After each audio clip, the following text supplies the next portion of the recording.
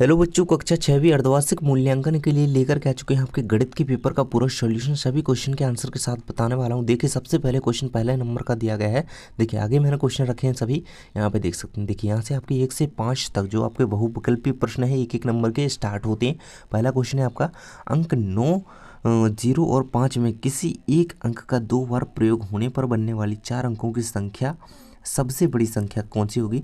तो 9950 होगी, यहाँ पे आंसर रहेगा, है ना। तो ये आपका बिल्कुल राइट आंसर आपका हो जाता है। इसके बाद है आपका सेकंड क्वेश्चन, 999 का की पूर्ववर्ती संख्या क्या है? पूर्ववर्ती यानी कि 999 से पूर्व क्या आती है? तो 998 ही आएगी ना, है ना, इसकी पूर्ववर्ती पहले की संख्या। इसके बाद है 11 से विभाज्य संख्या है, तो 11 से जो विभाज्य संख्या है 5445 आपका यहाँ पे आंसर हो जाएगा। इनमें जो है ये विभाजित नहीं होती 11 से, ये 5445 जो है विभाजित होती है 5445। इसके बाद है 4 नंबर का क्वेश्चन, 23,30,10 को संख्यात्मक रूप में लिखिए।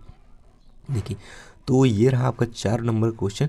23,30,10 को संख्यात्मक रूप में लिखते हैं। कैसे लिखते हैं? तो ये रहा इस प्रकार से 23,30,10 को संख्यात्मक रूप में लिखते हैं। ये रहा आंसर।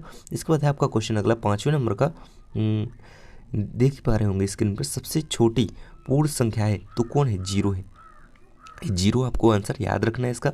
इसके बाद आपका नेक्स्ट क्वेश्चन दिया गया, रिक्त स्थानों की पूर्ति कीजिए। 6 से 10 तक ये आपके रिक्त स्थान रहेंगे। तो देखिए, 1 मिलियन किस किस खाली स्थान लाख के बराबर होता है? तो 10 लाख को 1 मिलियन कहते हैं। इसके बाद है आपका 45,278 बराबर 4 गुणे 10,000 प्लस 5 गुणे 1, है ना।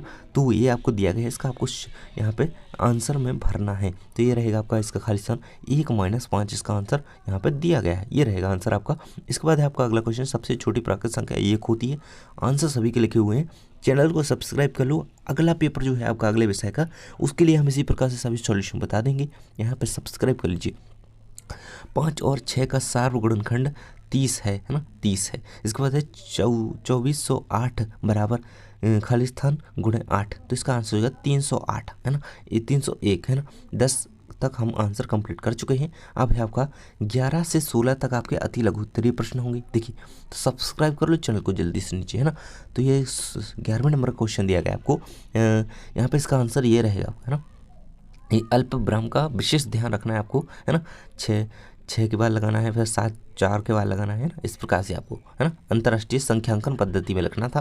तो ये रहेगा अल्प विराम लगा करके, है ना। तो किस प्रकार से लिखते हैं? ये ऐसे लिखते हैं, लगाते हैं, है ना। तो ये रहेगा आपका इसका कंप्लीटली आंसर। इसके बाद दिया गया आपको, दिए गए संख्या गुणों को उपयुक्त चिन्ह का प्रयोग कर लिखिए। तो देखिए, जो बड़ी है उसकी तरफ ऐसे इस टाइप से लगाते हैं ना, बड़ी इस तरफ लिखेंगे, फिर छोटी इस तरफ लिखेंगे, है ना। तो ये रहेगा आपका इसका आंसर, सामने ही दिया गया है। इसे कंप्लीट कर लेंगे आप अच्छी तरीके से। इसके बाद नेक्स्ट क्वेश्चन आपका दिया गया है, 13वें नंबर का क्वेश्चन रहेगा आपका, 20 से छोटी सभी अभाज्य संख्या लिखिए। तो यहाँ पे अभाज्य संख्या 20 से छोटी, है ना, 2 हो जाएगी, 3 5 7 11 हो जाएगी हमारी, 17 हो जाएगी, 19 हो जाएगी, है ना। तो ये हो जाएगी हमारी 20 से छोटी अभाज्य संख्या, है ना। इसके बाद है 14वें नंबर का, है ना। तो ये रहा आपका क्वेश्चन, परिवर्ती संख्या लिखी। तो ये रहेगी आपकी परिवर्ती संख्या की परिवर्ती, है ना। तो एक आगे की संख्या लिखनी है ना, वो पूर्ववर्ती लिखी थी या परवर्ती लिखनी है ना। तो यहाँ पे लिखा हुआ है 19 से ये 20 जाएगा, अगली संख्या की ओर बढ़ेगा ना। इसके बाद 15वें नंबर का क्वेश्चन दिया गया है, 3 4 और 9 का पहला सार्वगुणज लिखिए। तो ये 27 इसका आंसर हो जाता है। इसके बाद एक कमरे की लंबाई 12 मीटर एवं चौड़ाई 8 मीटर है, उससे बड़े से बड़े फीता की जिससे कमरे की लंबाई और चौड़ाई को पूरा नापा जा सके। देखिए, 16वें क्वेश्चन का आंसर यहाँ पे ये रहा आपका, है ना। तो ये आपका कंप्लीटली आंसर हो जाता है 16वें नंबर के क्वेश्चन का। देखिए, ये पूरा दिया गया है ना। 208 मीटर टेप की ज़रूरत होगी, 208 इसका आंसर रहेगा।